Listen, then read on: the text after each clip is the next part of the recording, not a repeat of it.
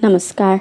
ये रामायण कथा पूरी तरह से श्रीमद् वाल्मीकि रामायण के ऊपर आधारित है। यदि आप इसका निरंतर श्रवण करते रहना चाहते हैं तो इस चैनल को सब्सक्राइब ज़रूर कर लें और आगे आने वाली सभी पॉडकास्ट के नोटिफिकेशन के लिए बेल आइकन को भी ज़रूर से प्रेस कर दें। अब हम सुनेंगे 44वां सर्ग। रात में वानरों और राक्षसों का घोर युद्ध। अंगद के द्वारा इंद्रजीत की पराजय। माया से अदृश्य हुए इंद्रजीत का नागमय बाणों द्वारा श्री राम और लक्ष्मण को बांधना। इस प्रकार उन वानरों और राक्षसों में युद्ध चल ही रहा था कि सूर्यदेव अस्त हो गए तथा प्राणों का संहार करने वाली रात्रि का आगमन हुआ। वानरों और राक्षसों में परस्पर वैर बन गया था। दोनों ही पक्षों के योद्धा बड़े भयंकर थे तथा अपनी अपनी विजय चाहते थे।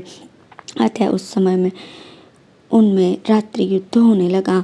उस दारुण अंधकार में वानर लोग अपने विपक्षी से पूछते थे, क्या तुम असुर हो? और राक्षस लोग भी पूछते थे, क्या तुम वानर हो? इस प्रकार पूछ पूछ कर समरांगण में वे एक दूसरे पर प्रहार करते थे।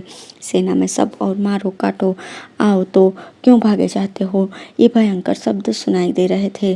काले काले राक्षस सुवर्णमय कवचों से विभूषित होकर उस अंधकार में ऐसे दिखाई देते थे मानो चमकती हुई औषधियों के वन से युक्त काले पहाड़ हों।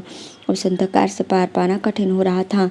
उसमें क्रोध से अधीर हुए महान वेगशाली राक्षस वानरों को खाते हुए उन पर सब ओर से टूट पड़े। तब वानरों का कोप बड़ा भयानक हो उठा। वे उछल उछल कर अपने तीखे दांतों द्वारा सुनहरे साज से सजे हुए राक्षस दल के घोड़ों को और विषधर सर्पों के समान दिखाई देने वाले उनके ध्वजों को भी विदीर्ण कर देते थे। बलवान वानरों ने युद्ध में राक्षस सेना के भीतर हलचल मचा दी। वे सब के सब क्रोध से पागल हो रहे थे।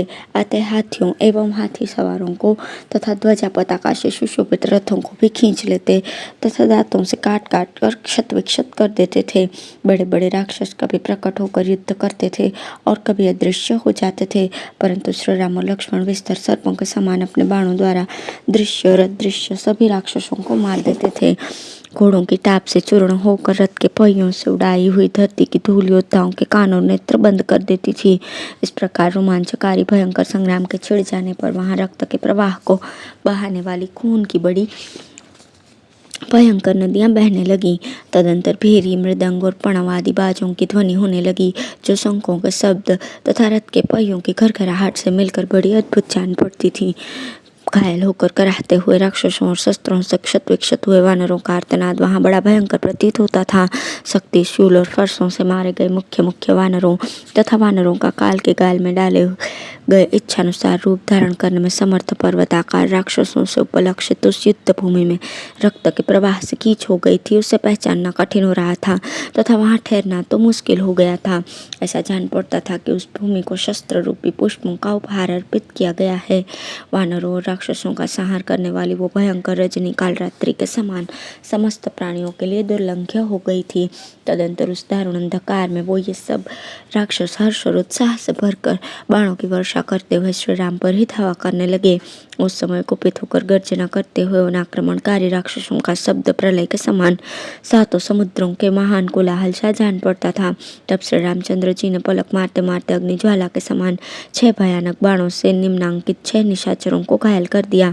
उनके नाम इस प्रकार हैं: दुर्घर्ष, वीर, यज्ञ, शत्रु, महापार्श्व, महोदर, महाकाय, वज्रदंश तथा वे दोनों सुख और सारण। श्री राम के बाण समूह से सारे मर्म स्थानों में चोट पहुंचने के कारण ये 6 राक्षस युद्ध छोड़कर भाग गए, इसलिए उनकी आयु शेष रह गई तथा जान बच गई। महारथी श्री राम ने अग्निशिखा के समान प्रज्वलित भयंकर बाणों द्वारा पलक मारते मारते संपूर्ण दिशाओं और उनके कोणों को निर्मल कर दिया। दूसरे भी जो राक्षस श्री राम के सामने आकर खड़े थे वे भी उसी प्रकार नष्ट हो गए जैसे अग्नि में पड़कर पतंगे जल जाते हैं। चारों ओर सुवर्णमय पंख वाले बाण गिर रहे थे। उनकी प्रभा से वो रजनी जुगनुओं से विचित्र दिखाई देने वाली शरद ऋतु की रात्रि के समान अद्भुत प्रतीत होती थी। राक्षसों के सिंहनादों और भेरियों की आवाजों से वो भयानक रात्रि और भी भयंकर हो उठी थी। सब ओर फैले हुए उस महान शब्द से प्रतिध्वनित होकर कंदराओं से व्याप्त त्रिकुट पर्वत मानो किसी की बात का उत्तर देता सा जान पड़ता था। लंगूर जाति के विशालकाय वानर जो अंधकार के समान काले थे, निशाचरों को दोनों भुजाओं में कसकर मार देते थे और उन्हें कुत्ते आदि को खिला देते थे। दूसरी ओर अंगद रणभूमि में शत्रुओं का संहार करने के लिए आगे बढ़े। उन्होंने रावण पुत्र इंद्रजीत को घायल कर दिया तथा उसके सारथी और घोड़ों को भी यमलोक पहुंचा दिया। अंगद के द्वारा घोड़े और सारथी के मारे जाने पर महान कष्ट में पड़ा हुआ इंद्रजीत रथ को छोड़कर वहीं अंतर्ध्यान हो गया। प्रशंसा के योग्य वाली कुमार अंगद के उस पराक्रम की ऋषियों सहित देवताओं तथा दोनों भाई श्री राम और लक्ष्मण ने भी पूरी पूरी प्रशंसा की।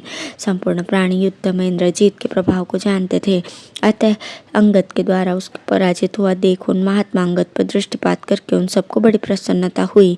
शत्रु को पराजित हुआ देख सुग्रीव और विभीषण सहित सब वानर बड़े प्रसन्न हुए और अंगद को साधुवाद देने लगे। युद्ध स्थल में भयानक कर्म करने वाले वालीपुत्र अंगद से पराजित होकर इंद्रजीत ने बड़ा भयंकर क्रोध प्रकट किया। रावण कुमार वीर इंद्रजीत ब्रह्मा जी से वर प्राप्त कर चुका था। युद्ध में अधिक कष्ट पाने के कारण वो पापी रावण पुत्र क्रोध से अचेत सा हो रहा था।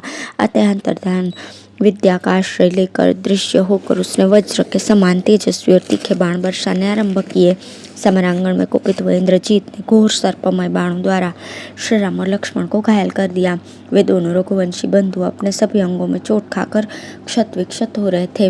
माया से आवृत होकर समस्त प्राणियों के लिए अदृश्य होकर वहां कूट युद्ध करने वाले उस निशाचर ने युद्ध स्थल में दोनों रघुवंशी बंधु श्री राम और लक्ष्मण को मोह में डालते हुए ने सर्पाकार बाणों के बंधन में बांध लिया। इस प्रकार क्रोध से भरे हुए इंद्रजीत ने उन दोनों पुरुष प्रवर वीरों को सहसा सर्पाकार बाणों द्वारा बांध लिया। उस समय वानरों ने उन्हें नागपाश में बद्ध देखा।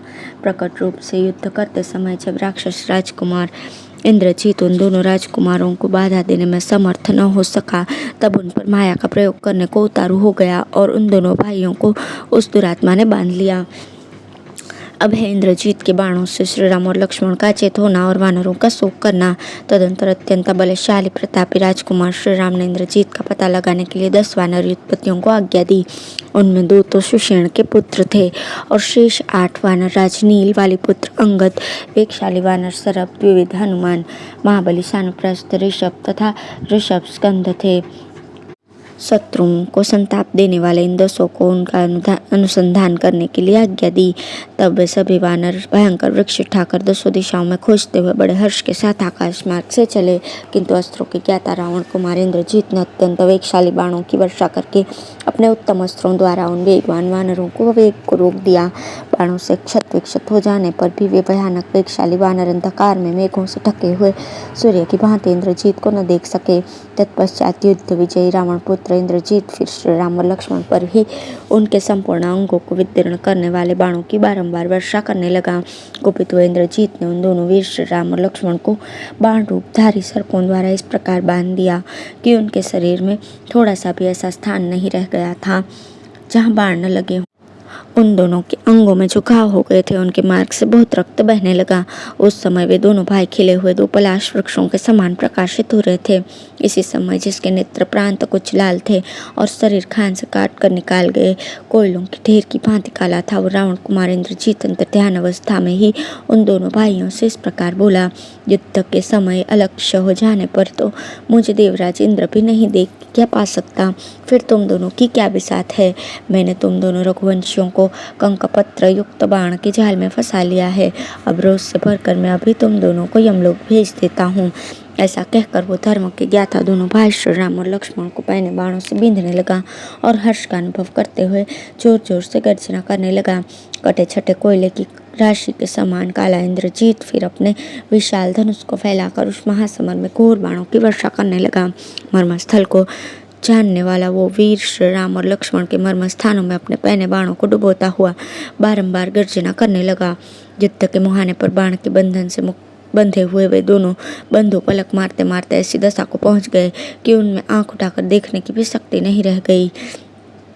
वास्तव में ये उनकी मनुष्यता का नाट्य करने वाली लीला मात्र थी। वे तो काल के भी काल हैं, उन्हें कौन बांध सकता था। उस प्रकार उनके सारे अंग बिंध गए थे, बाणों से व्याप्त हो गए थे। वे रस्सी से मुक्त हुए देवराज इंद्र के 2 ध्वजों के समान कंपित होने लगे। वे महान धनुर्धर वीर भूपाल धर्मस्थल के भेदन से विचलित एवं कृशकाय होकर पृथ्वी पर गिर पड़े। युद्ध भूमि में वीरशैया पर सोए हुए वे दोनों वीर रक्त से नहा उठे थे। उनके सारे अंगों में बाण रूपधारी नाग लिपटे हुए थे तथा वे अत्यंत पीड़ित एवं व्यथित हो रहे थे। उनके शरीर में एक अंगुल भी ऐसी जगह नहीं थी जो बाणों से बिंधी न हो तथा हाथों के अग्रभाग तक कोई भी ऐसा अंग नहीं था जो बाणों से विदीर्ण अथवा क्षुब्ध न हुआ हो। ऐसे झरने जल गिराते हैं, उसी प्रकार वे दोनों भाई इच्छानुसार रूप धारण करने वाले उस क्रूर राक्षस के बाणों से घायल होकर तीव्र वेग से रक्त की धारा बहा रहे थे। जिसने पूर्व काल में इंद्र को परास्त किया था, उस इंद्रजीत के क्रोधपूर्वक चलाए हुए बाणों द्वारा मर्मस्थल में आघात होने के कारण पहले श्री राम ही धराशायी हुए। इंद्रजीत ने उन्हें सोने के पंख, स्वच्छ अग्रभाग और धूल के समान गति वाले शीघ्रगामी नाराज, अर्धनाराज, भल्ल, अंजलिक, वत्सदंत, सिंह, दंष्ट और क्षुर आदि जाति के बाणों द्वारा घायल कर दिया, जिसकी प्रत्यंचा चढ़ी हुई थी किंतु मुट्ठी का बंधन ढीला पड़ गया था। वे दोनों पार्श्व भाग और मध्य भाग तीनों स्थानों में झुका हुआ तथा सुवर्ण से भूषित था। उस धनुष को त्याग कर भगवान श्री राम वीर सैया पर सोए हुए थे। फेंका हुआ बाण जितनी दूरी पर गिरता है, अपने से उतनी ही दूरी पर धरती पर पड़े हुए पुरुष प्रवर श्री राम को देखकर लक्ष्मण वहां अपने जीवन से निराश हो गए। सबको शरण देने वाले और युद्ध से संतुष्ट होने वाले अपने भ्राता कमल नयन श्री राम को पृथ्वी पर पड़ा देख लक्ष्मण को बड़ा शोक हुआ। उन्हें उस अवस्था में देखकर वानरों को भी बड़ा संताप हुआ। वे शोक से आतुर होकर नेत्रों में आंसू भरकर घोर आर्तनाद करने लगे। नागपाश में बंधकर वीर शैया पर सोए हुए उन दोनों भाइयों को चारों ओर से घेर कर सब वानर खड़े हो गए। वहां आए हुए हनुमान आदि मुख्य मुख्य वानर व्यथित होकर विषाद में पड़ गए। इस प्रकार श्री वाल्मीकि निर्मित रामायण आदि काव्य के युद्धकांड में 45वां सर्ग पूर्ण हुआ। धन्यवाद।